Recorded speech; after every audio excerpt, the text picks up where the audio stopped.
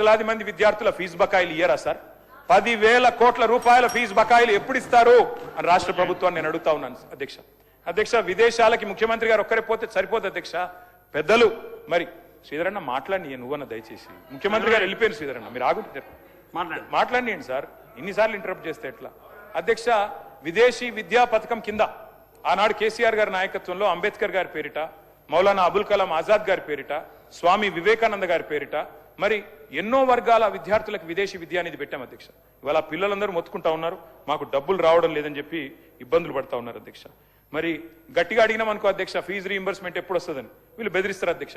కాలేజీలోకేమో vigilance దాడులను బెదిరిస్తారు, మరి ఉద్యోగ సంఘాలకు ఏసీబీ బెదిరింపులు, అట్లాగే జర్నలిస్టులకు సిట్టు బెదిరింపులు, ప్రతిపక్షాలకు కమిషన్లు వేసి బెదిరింపులు.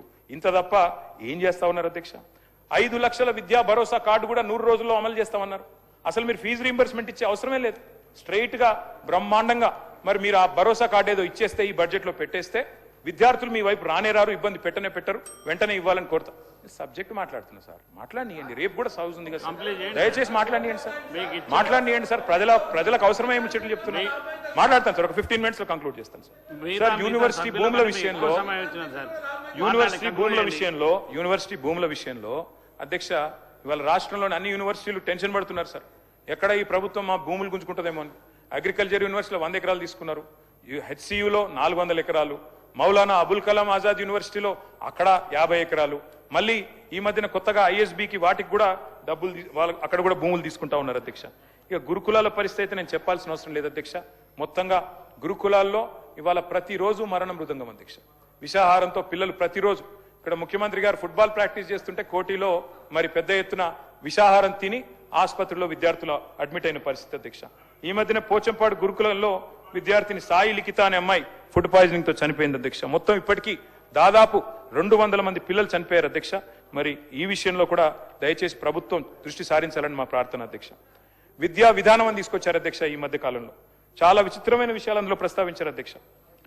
ఉపాధ్యాయులకు జీతాలు ఎక్కువన్నాయని చెప్తా ఉన్నారు. ఉపాధ్యాయులను పర్మనెంట్ ఉంచొద్దట, వాళ్లకు బదిలీలు ఉండొద్దట, కాంట్రాక్ట్ పద్ధతిలో పెట్టాలంట, అట్లాగే ఎప్సెట్ ఎత్తేయాలంట, టీచర్లకు లెక్చరర్లకు సీనియారిటీ ఆధారంగా ప్రమోషన్లు ఇవ్వొద్దంట, పబ్లిక్ స్కూల్ ఉండాలంట, గురుకులాలు ఎత్తేయాలంట. ఇది మీ విద్యా విధానం అంటే మీ మనసులోని ఆలోచనని ఈ రకంగా ఏదైతే రాష్ట్రంలోని పేద బలహీన వర్గాల విద్యార్థులు ఉన్నారో వారిని ఇబ్బంది పెట్టి ఆలోచన చేస్తా ఉన్నారు.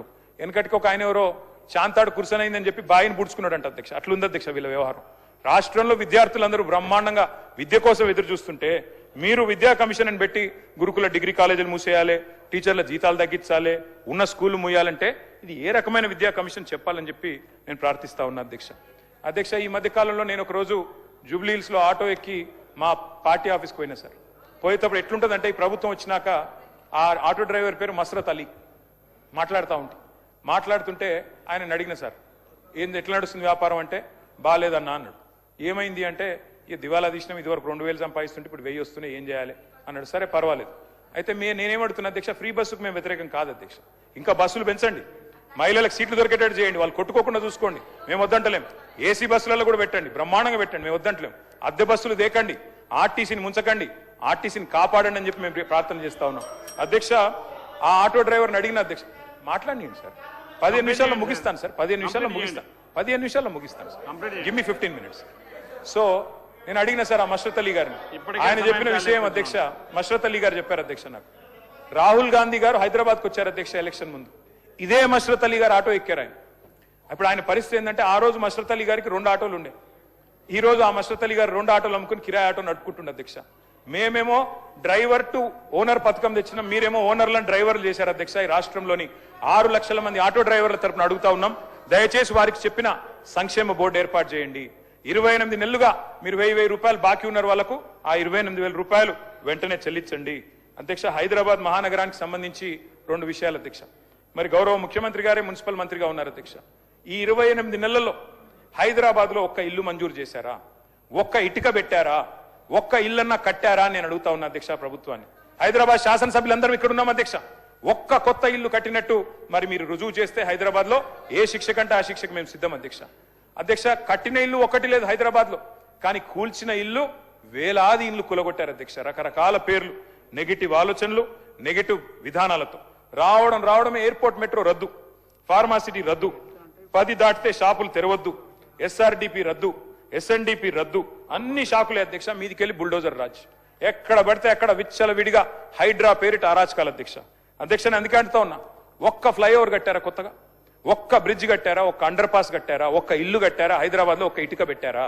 ఇవేవి వద్దంట అధ్యక్ష.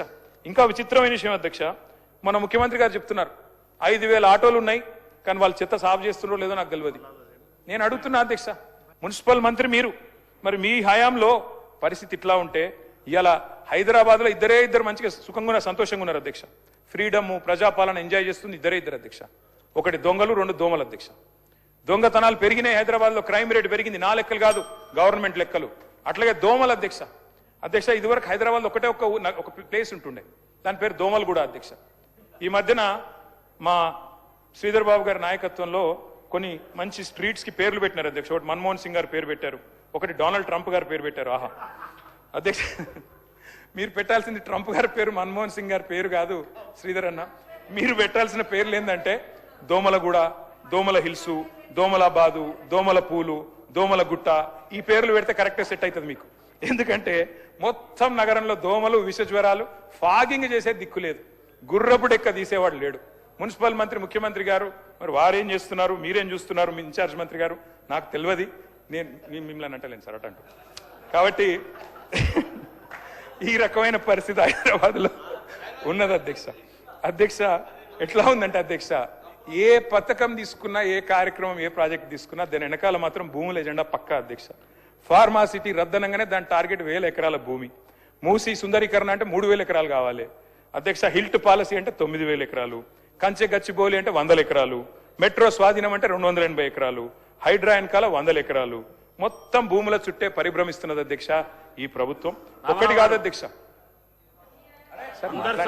సబ్జెక్టే మాట్లాడుతున్నా సార్. కంక్లూడ్ చేస్తాను.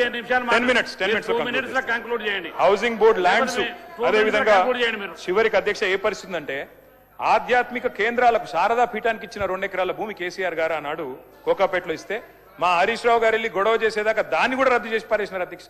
అంటే 1 ఇంచు 1 ఎకరం కూడా వదలకుండా ఈ భూముల చుట్టే ప్రభుత్వం పరిభ్రమిస్తుంది అధ్యక్ష. అట్లాగే అధ్యక్ష నేను చివరిగా మీ అందరికి చెప్పేది ఒకటే అధ్యక్ష, ఉన్న నగరాన్నేమో గాలికి వదిలేసింది అధ్యక్ష, కానీ ఫ్యూచర్ సిటీలో గ్రాఫిక్స్ బ్రహ్మాండంగా ఆ డేరా నగర్ లో గ్రాఫిక్స్ తో అదరగొట్టేస్తున్నారు అధ్యక్ష.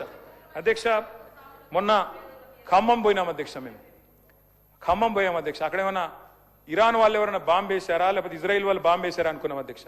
కానీ ఈ ప్రభుత్వం వచ్చినాక బాంబులు అవసరం. ఇచ్చిన సమయం నెక్స్ట్ సబ్జెక్ట్కి మీరు కంక్లూడ్ చేయండి సార్. మీకు మిగతా 2 సభ్యులు మాట్లాడడానికంటే ఎక్కువ సమయం, 1:15 ఇచ్చాం. మీకు 1:15 సమయం ఇచ్చినాం. మీరు అవన్నీ మంత్రులు మాట్లాడి వదిలిపెట్టినా కూడా 1:15 మాట్లాడారు. కంక్లూడ్ చేయండి. 15 మినిట్స్ కంక్లూడ్ చేస్తాం సార్. ఇంకొక 15 నిమిషాలు మీ సభ్యుల సంఖ్య 15 నిమిషాలు కంక్లూడ్ చేస్తా. శ్రీధర్ 2 మినిట్స్ లో కంప్లీట్ చేయండి. 15 నిమిషాలే అధ్యక్ష. మీరు కంక్లూడ్ చేయండి. ఖమ్మం పోతే మాకు అనిపించింది ఒకటే అధ్యక్ష, గృహ మీద యాగం జరుగుతున్నది. గృహ మీద యాగం అధ్యక్ష. నేను ఇంకొక మాట అధ్యక్ష,